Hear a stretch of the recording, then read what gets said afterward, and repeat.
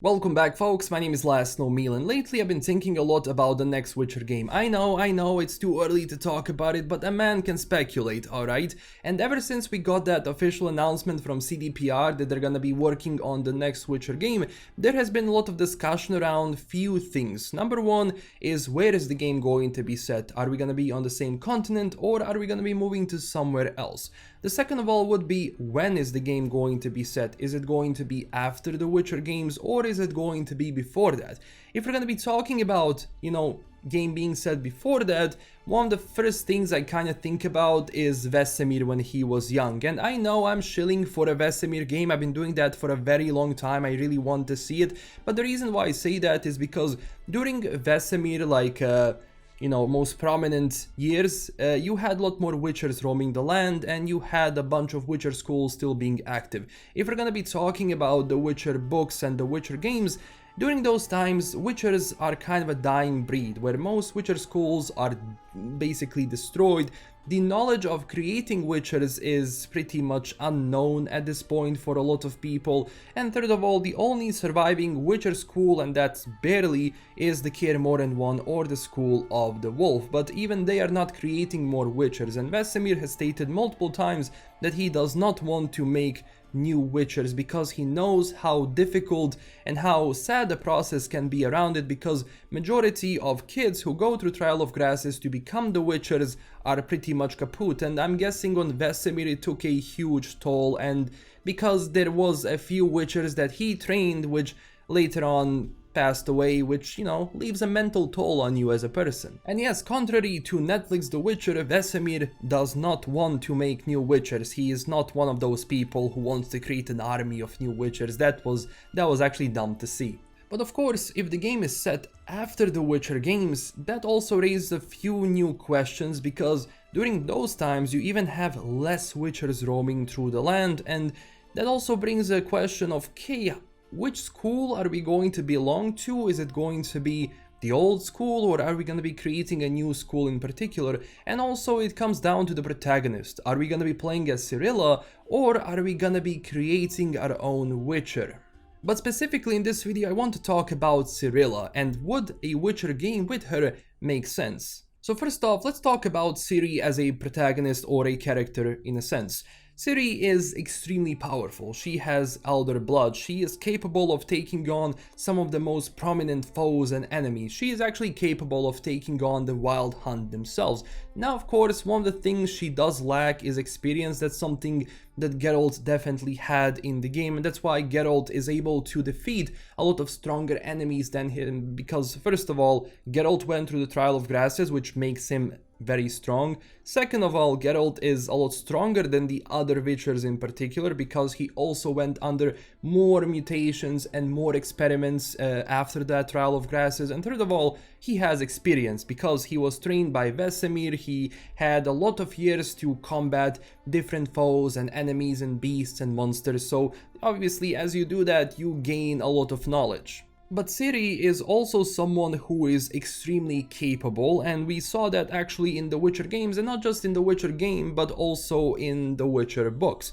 So the strength is not going to be really the problem. Actually, one of the problems is that Ciri might be too strong when it comes to fighting normal monsters, because she is going to be one who can snap her fingers pretty much and do the teleport thing, and that's about it. She defeated the enemy. So from the power level side, you really need to tackle Cirilla with a lot of stronger enemies to make it kind of believable and to make it good for a video game in particular. The second of all, did Ciri go through a Trial of Grasses? No, she hasn't, but Ciri was trained by Vesemir, by Geralt, by Triss, by Yennefer mostly, and she has the knowledge of a Witcher. And actually in the ending of The Witcher 3, if you got the best ending, Ciri does become a Witcher in a sense. Even though she didn't go through a Trial of Grasses, she doesn't kinda have to go through it because she is already capable and strong, and Trial of Grasses are not going to do anything in particular for her. The second question would be, can Ciri cast Witcher signs? Because whenever you think about the Witchers,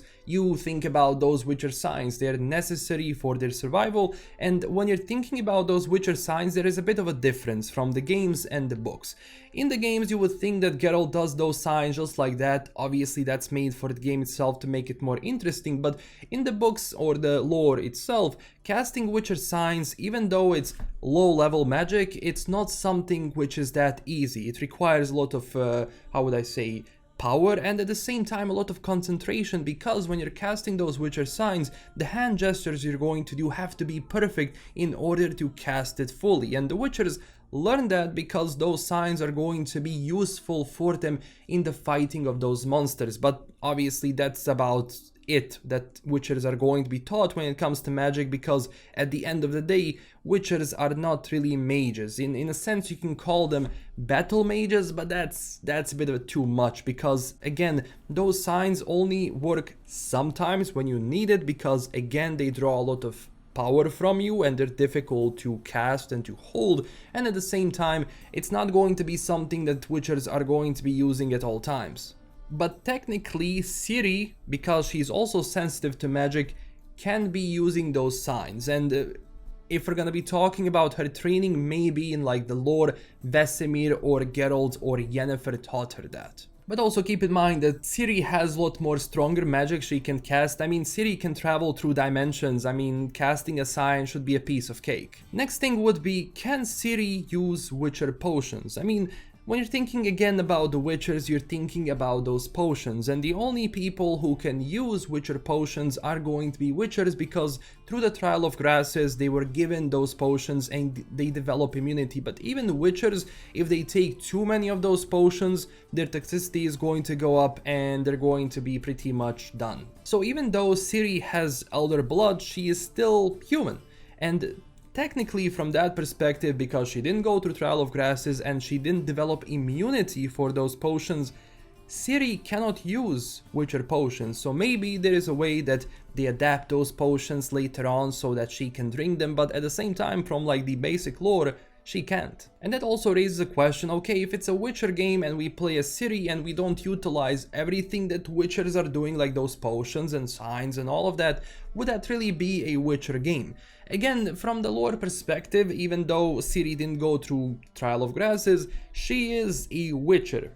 She's trained by them and she acts like them. So again, that all comes down to power level, which again in the video game can be adapted, you know. Even though Ciri is strong, she's not immortal, and if you have a very cunning enemy or a cunning bandit, it's not going to be something that she is going to deal with that easily. I mean, she is not a superhero which can delete people just like that, and even her powers are something that she didn't really learn how to wield correctly all that much, especially like, spoiler alert, when Vesemir dies in The Witcher 3, you know what happens? She goes nuts and she almost destroys the entire place, which tells you how much power she actually wields and how much power she is not able to control. So from the character development side, I think there is a lot more that you can actually say about Ciri and talk about Ciri to extend that, to make that deeper and to make it interesting. And especially when it comes to the snow at the back of this cover art, you might say, well, is this White Frost? Well, it could be White Frost, or it could be just a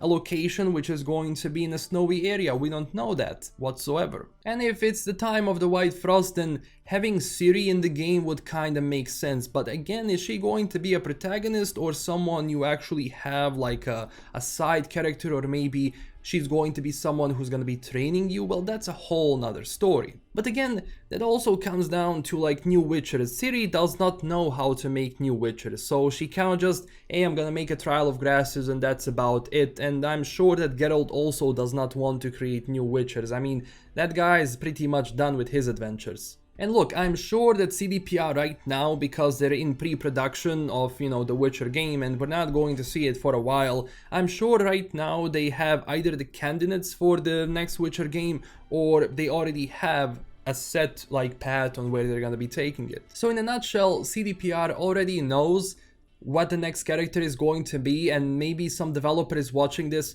laughing heavily right now because I could be just wrong. But it is a very interesting thing to think about and a very interesting thing to talk about. And also, like in The Witcher, I'm not gonna lie, it was actually really cool to play as Ciri for a few times. And even when I'm playing The Witcher, I might, you know, open up a mod and just change it into Ciri to play as her throughout the game because it's kind of fun. And also, it would be kind of cool if they develop her character, if she is going to be that protagonist, to kind of have new signs or new ways of using that magic or new ways of fighting that enemy. But that also comes down to, oh, is this going to be an actual Witcher game? You know, is it going to be out the Witchers if you're not playing as a Witcher?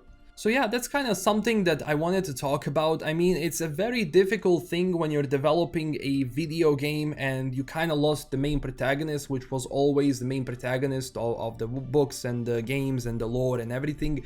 And that, you know, that can be problematic, you know, to develop and to kind of thought out. But I think, you know, because everything in the Witcher games is set after the Witcher books, so all of the lore you have obviously is drawn from the books, but you know, it's heavily relied on CDPR's original writing, and I think CDPR did a very nice job with continuing that story with Geralt of Rivia and Ciri throughout, you know, the 3 Witcher games. So these are my thoughts on it. I mean, is it going to be Ciri? Is it going to be another character? Is it going to be Create Your Own Witcher?